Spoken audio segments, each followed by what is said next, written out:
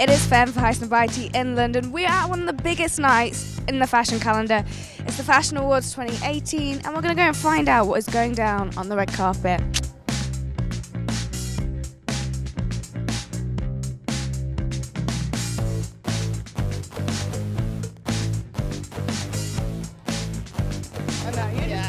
In general, in the fashion industry, who do you think really deserves a shout out? Oh, I think Edward Enninful, of course. Like, he's just turned British Vogue, the new Vogue, completely around, and yeah, something to be proud of. So I definitely think Edward.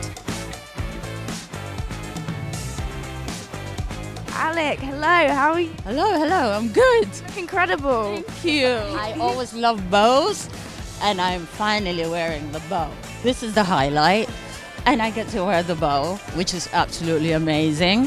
But it's just been really wonderful things that have been going on, in whether it's working with UNHCR as a Goodwill Ambassador, UN High Commission for Refugees, or, just being able to finally be on the covers. I just feel like there was a time that it wasn't so diverse.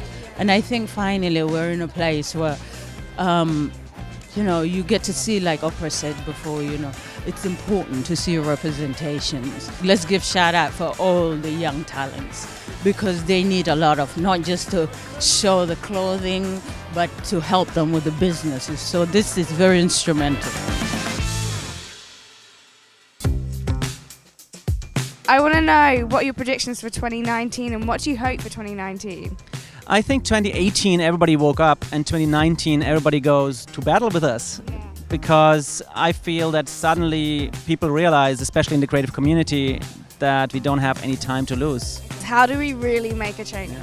I think first of all, we have to rename sustainability into eco-innovation, and we as environmentalists have to be futurists. Because the environment is so broken, the planet is sick, and we have to say, we have this vision where the planet will be okay again, and we have to create that future.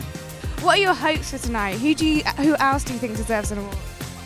I think everybody in our movement deserves an award. I'm just here to represent the thousands, the 100,000s, and people that are fighting pretty much the last 10, 15 years. So I just represent them. Who made your 2018? Stormzy. Yes! Yes, of course. Yes, Stormzy, definitely. He brings a lot of people together, and he's definitely a pioneer for the future. Obviously, 2018 was an amazing year for so many people in terms of creativity and really new gens making a name for themselves. Talk to me about your hopes for 2019. Did you say new gens? Well, yeah. Does that mean like new gen? I'm so That means I'm so not new gen. The future for Britain is a creative one. I think for a long time we've really focused on the square mile and the city and the financial industries. But if you really think about it, man, the creative industries are part of why Britain really punches above its weight globally. And we've got an uncertain future right now, but we need to embrace that. We need to embrace all the creativity and the inherent creativity that comes with our diversity. So for me, nights like tonight are really at the heart of celebrating what's amazing about Britain. So when I think about specific talent, I'm thinking about the new generation of camera operators coming up right now. Louis. Proud of. His name's Louis. Shouts out Louis. And it's important that you mentor people like Louis, and show them the way forwards.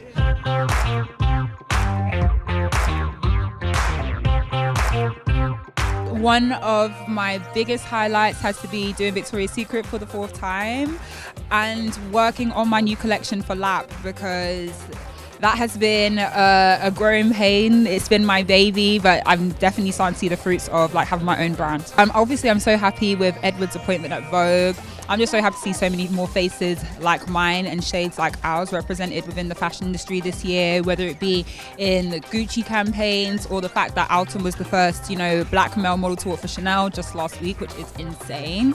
But there's been so many milestones this year, and I can't wait to see more for 2019. And when it comes to 2019, one thing that you're looking forward to? Oh my gosh, I don't even know what I'm doing next week, let alone next year. This is a girl who I'm on a shoot with in London, has to fly to New York, then is back in London in the space of probably 24 hours. Yeah, catch me on Instagram, baby.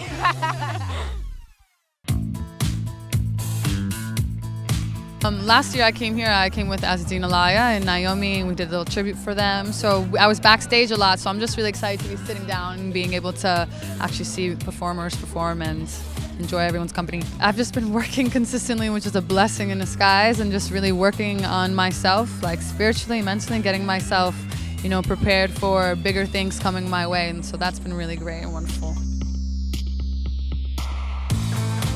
For us, every fashion week is a highlight because that's what we spend 90% of our time on. So just to kind of obviously put our show on and also to see what everyone else does is great. So London is such a kind of hub for exciting creative talent. I think lately there's obviously been kind of a lot of talk and a lot about sort of kind of men's and women's wear kind of blending into one thing, which is really interesting for us as a kind of quite masculine menswear brand that women wear. So for us to kind of see that change is really interesting.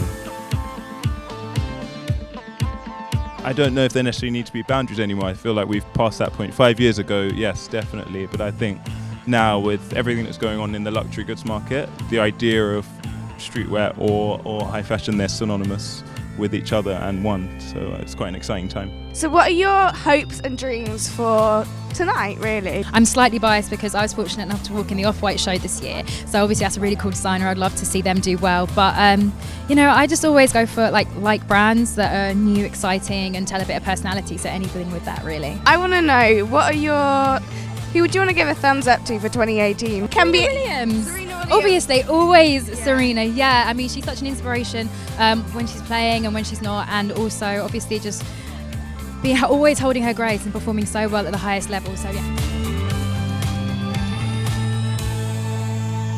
Stay tuned because we're going to hop backstage and chat to some of the winners.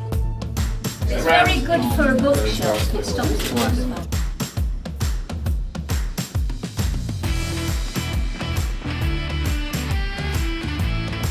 I guess the highlights of 2018 really for me has been able to communicate what I've always wanted to communicate with a Cold War, and that's come through. This year has just been a highlight. The process has been a highlight this year. I feel like now I'm beginning to understand the nature in which I can communicate through fashion and through design and runway. So there'll be a real focus on performance art in my work that will emerge in 2019. I think the cultural shifts over the last year have really been that of continuity. We're going to keep seeing this integration grow and mature.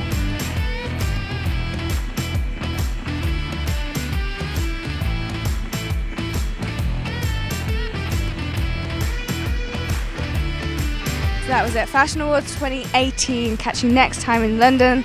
This is Femme Feist and Variety.